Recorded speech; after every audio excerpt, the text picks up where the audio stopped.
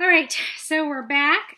We actually only have just a couple more pages to finish up from chapter 5. So just quickly to recap, we finally see Gatsby meeting Daisy again for the first time in 5 years. He's just taken her around and shown her the entire house, and at first they're both kind of giddy and filled with excitement over seeing everything and the luxury. And then you both kind of see Gatsby and Daisy coming down off of this high. Daisy's crying about the beauty of all the shirts, but I think it really is representative of a lot more than that. Gatsby is described as running down like an overwound clock. And so both people, were kind of filled with excitement when they first saw each other, and now maybe things are starting to shift. So we'll just finish it up. We're at the bottom of page 92. We just have a couple more pages. After the house, we were to see the grounds and the swimming pool, and the hydroplane and the midsummer flowers. But outside Gatsby's window it began to rain again, so we stood in a row looking at the corrugated surface of the Sound. "If it wasn't for the mist, we could see your house right across the bay," said Gatsby. "You always have a green light that burns all night at the end of your dock." Daisy put her arm through his abruptly, but he seemed absorbed in what he had just said. Possibly it had occurred to him that the colossal significance of that light had now vanished forever. Compared to the great distance that had separated him from Daisy, it had seemed very near to her, almost touching her. It had seemed as close as a star to the moon. Now it was again a green light on a dock. His count of enchanted objects had diminished by 1. I began to walk about the room, examining various indefinite objects in the half-darkness. A large photograph of an elderly man in yachting costume attracted me, hung on the wall over his desk. "Who's that?" That's Mr. Dan Cody, old sport." The name sounded faintly familiar. "He's dead now. He used to be my best friend years ago." There was a small picture of Gatsby, also in yachting costume, in the bureau. Gatsby with his head thrown back defiantly, taken apparently when he was about 18. "I adore it," exclaimed Daisy. "The pompadour! You never told me you had a pompadour, or a yacht." "Look at this," said Gatsby quickly. "Here's a lot of clippings of you." They stood side by side examining it. I was going to ask to see the rubies when the phone rang and Gatsby took up the receiver. "Yes? Well, I can't talk now, old sport. I said a small town. He must know what a small town is.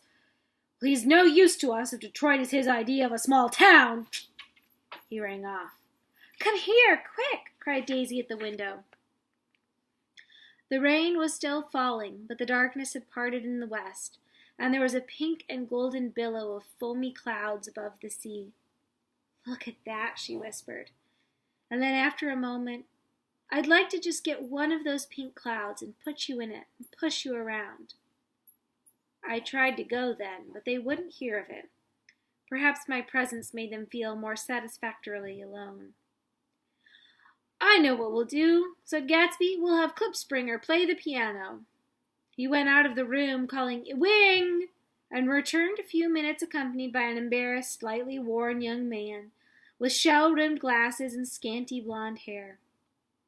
He was now decently clothed in a sport shirt open at the neck, sneakers, and duck trousers of a nebulous hue.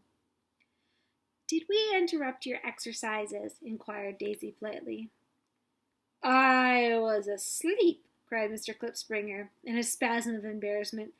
"That is, I'd been asleep. Then I got up." "Klipspringer plays the piano," said Gatsby, cutting him off. "Don't you, Ewing, old sport?" "I don't play well. I hardly play at all. I'm all out of practice." "We'll go downstairs," interrupted Gatsby. He flipped a switch. The gray windows disappeared as the house glowed full of light. In the music room, Gatsby turned on a solitary lamp beside the piano. He lit Daisy's cigarette from a trembling match and sat down with her on a couch far across the room, where there was no light save what the gleaming floor bounced in from the hall. When Klipspringer had played The Love Nest, he turned around on the bench and searched unhappily for Gatsby in the gloom. "I'm all out of practice, you see. I told you I couldn't play. I'm all out of practice." "Don't talk so much, old sport," commanded Gatsby. "Play!" "In the morning, in the evening, ain't we got fun?" Outside the wind was loud, and there was a faint flow of thunder along the sound. All the lights were going out in West Egg now. The electric trains, men carrying, were plunging home through the rain from New York. It was the hour of a profound human change, and excitement was generating on the air. "One thing's sure and nothing surer, the rich get rich and the poor get children.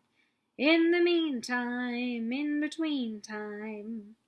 As I went over to say goodbye, I saw the expression of bewilderment had come back into Gatsby's face, as though a faint doubt had occurred to him as to the quality of his present happiness. Almost 5 years!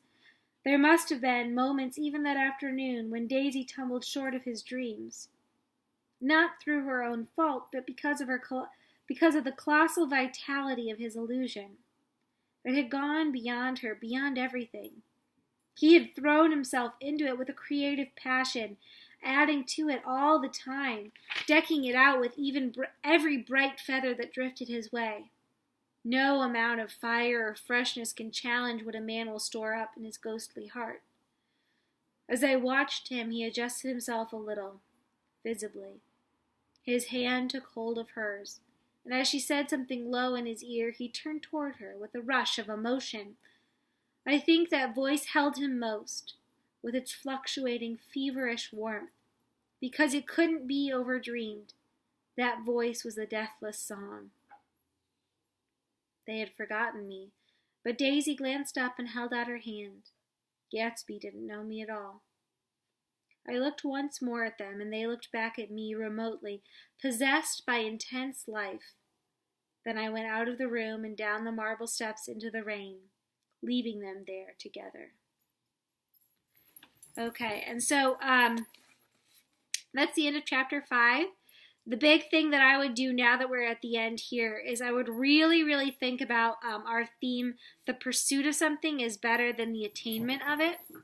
And so at the very end there, Gatsby and Daisy are sitting together for the first time, and Nick is commenting and noticing that Gatsby has had this dream for 5 years. And so, as we want something and we long for something more and more, when you finally get it, is it ever able to live up, to our expectations? And so, and then Nick notices the one thing that you can't have too high of an expectation about, though, is the sound of Daisy's voice, and that seems to be what's most drawing Gatsby back.